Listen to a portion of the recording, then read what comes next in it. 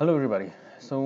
We're still talking about the absorption and stripping, and in this video we're gonna see how we can do the mathematical or graphical representation of the stripping column in Microsoft Excel, and how we can calculate the number of stages like the same way we did in the absorption in the previous videos.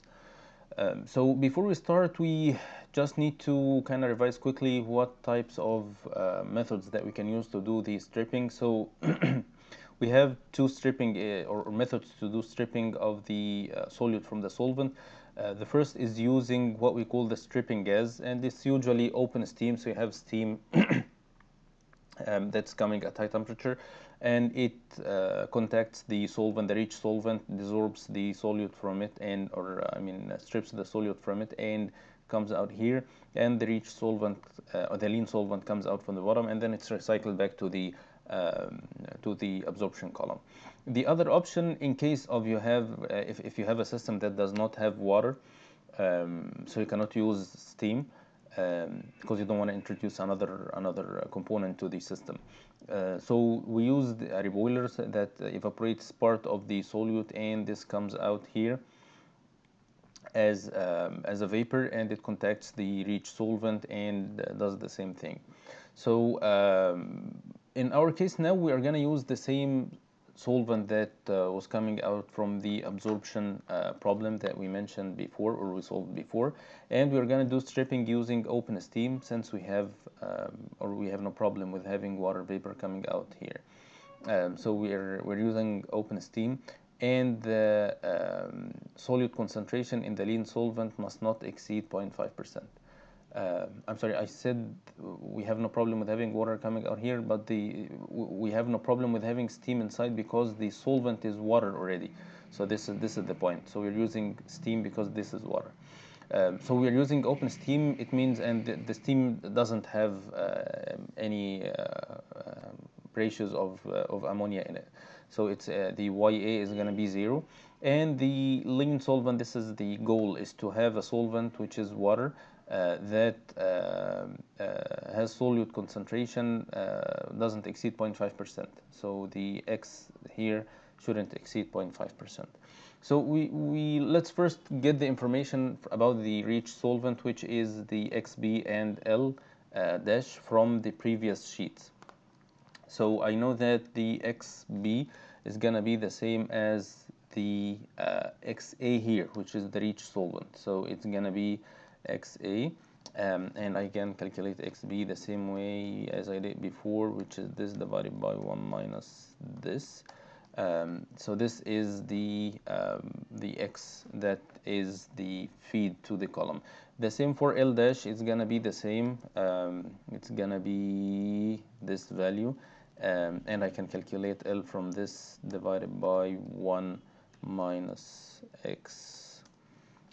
So this is the total flow rate, and this is the solute-free flow rate. So these are the information that I know. So I have this stream fully defined from the information that I know from before.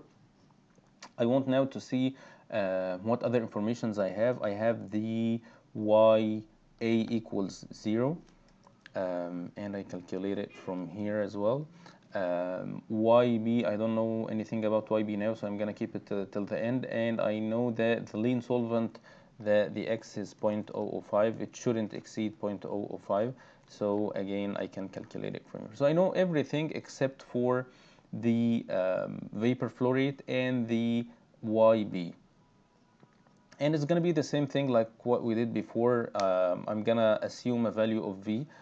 Let's say 1000, and this is gonna be V dash multiplied by, or V multiplied by 1 minus YA.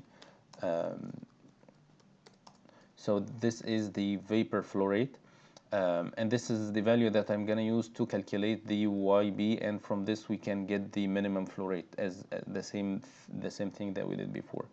So for YB, it's gonna be calculated from this equation, which is just simple mass balance on the stripping column. So it's gonna be equal to YA plus L dash divided by V dash multiplied by XB minus XA.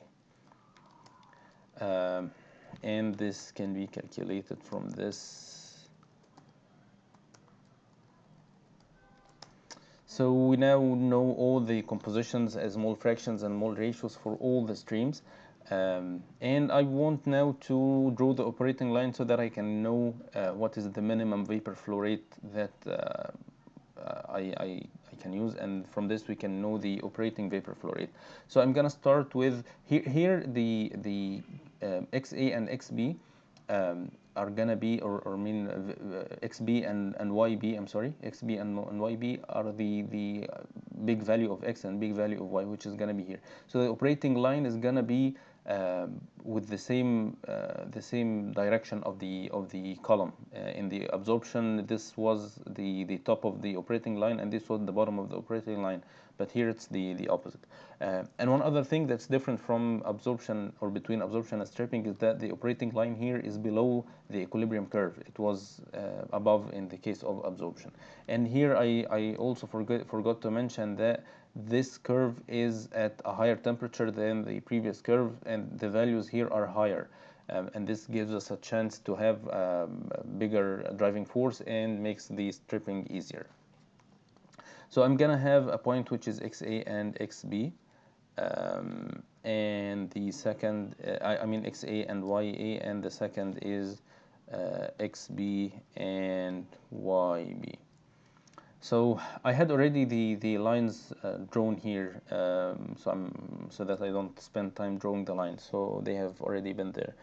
So this is the operating line. It seems that the vapor flow rate is not high, or it's higher than the minimum. So I need to decrease the flow rate. So I'm now 900, 800, still 700. We're kind of getting close. So I'm gonna decrease it one by one. So 690. Still there is some gap. So 680. I think this is good enough now. Let's take a look and see. So it seems that the operating and equilibrium curve are touching here. There's some pinch point is formed here.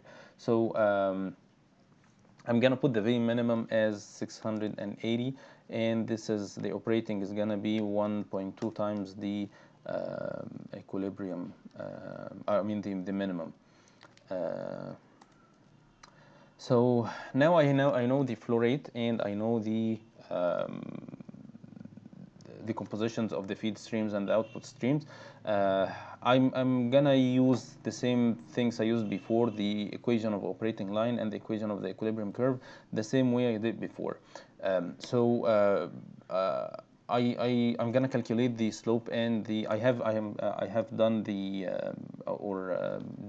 data fitting for the equilibrium curve, and I produced the equation that describes the equilibrium curve, and you see it's second order polynomial equation, very good fit, so it's okay, very good to work with. And finally, the operating line equation, I want to get the slope and the intercept of the operating line. So again, it's I tried my best to make sure that the file doesn't look very different from the absorption file, so that you feel that it's the same thing that's going here. It's very similar to what we did there. So I now know the equations, and I'm gonna stop here. In the next video, we'll see how we can calculate the number of stages, because there are going to be some differences between here and the stripping and absorption in dealing with the equations. So this is going to be something that we will do in the next video, inshallah. So I'll see you then. Goodbye.